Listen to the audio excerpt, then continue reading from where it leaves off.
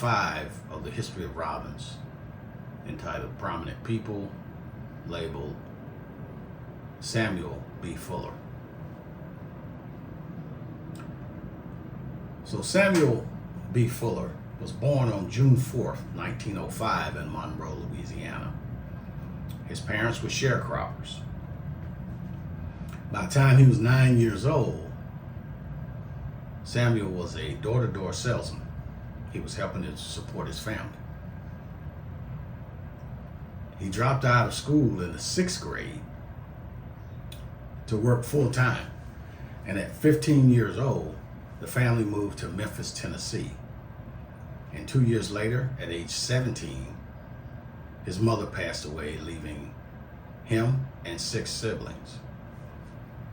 They were offered but refused to accept government assistance and went on to provide for themselves through hard work.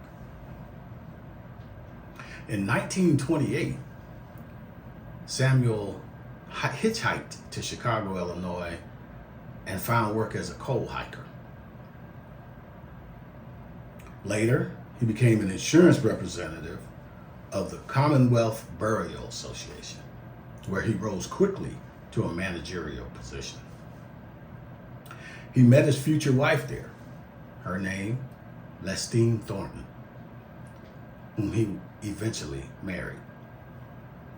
Now, his first business venture was when he invested $25 and bought soap, which he peddled door to door successfully. Then he reinvested the earnings of $1,000 into the soap business. He incorporated Fuller Products Company in 1929. He established a line of 30 products and hired salespeople to market them door to door. They sold the products mostly on the South Side, where a small concentration of Black people lived. In 1939, the business had grown from a small office space to a factory located on the South Side of Chicago. He became one of the city's most prominent Black businessmen by expanding his sales force to meet the market needs. In 1947, Mr. Fuller acquired Boyer International Laboratories. It was a white cosmetics manufacturer. This transaction remained secret to avoid criticism and to avoid boycotts by the white consumers of the laboratories, Boyer Laboratories.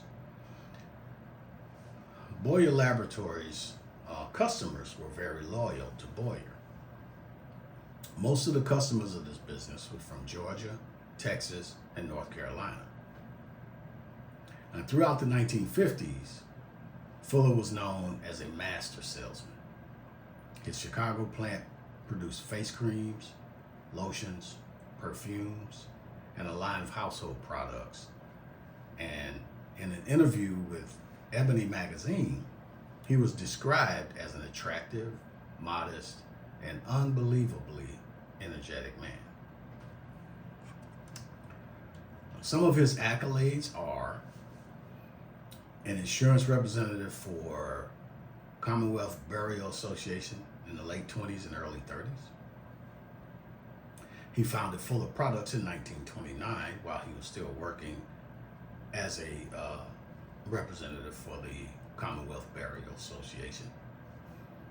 He became president of the Negro Chamber of Congress until 1947.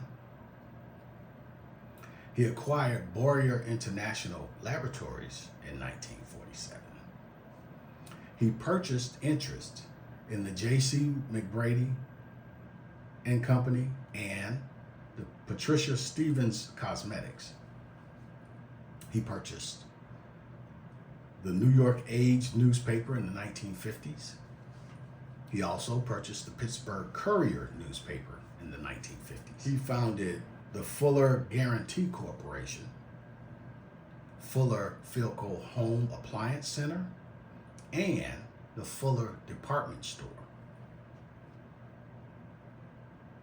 He became assistant pastor of St. Andrew Temple of Faith Truth and Love Baptist Church in 1962. He dabbled in real estate, farming, and the cattle industry. And he was head of the South Side chapter of the NAACP in Chicago.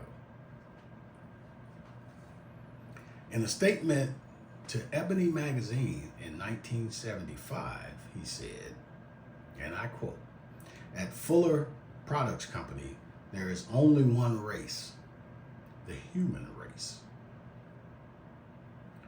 In 1957, Fuller and his staff met at Chicago's Palmer House, where his top 3 salesmen were awarded automobiles. And one of his employees was George Johnson, who later went on to own Johnson Products.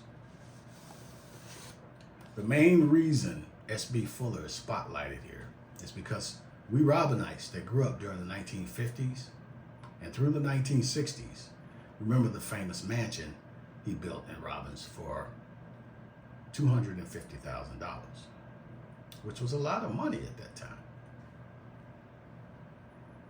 It was a 12-room dream house with maids' quarters, 14 telephones.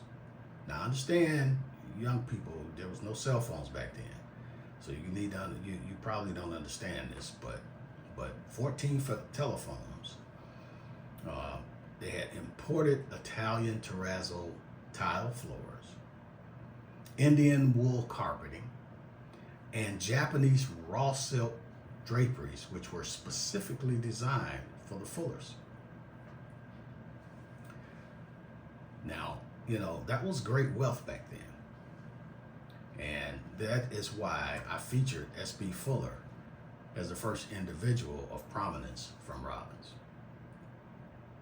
If you're still watching, I want to thank you for your time and remind you to please like, subscribe, and share this video. God bless you. See you next time.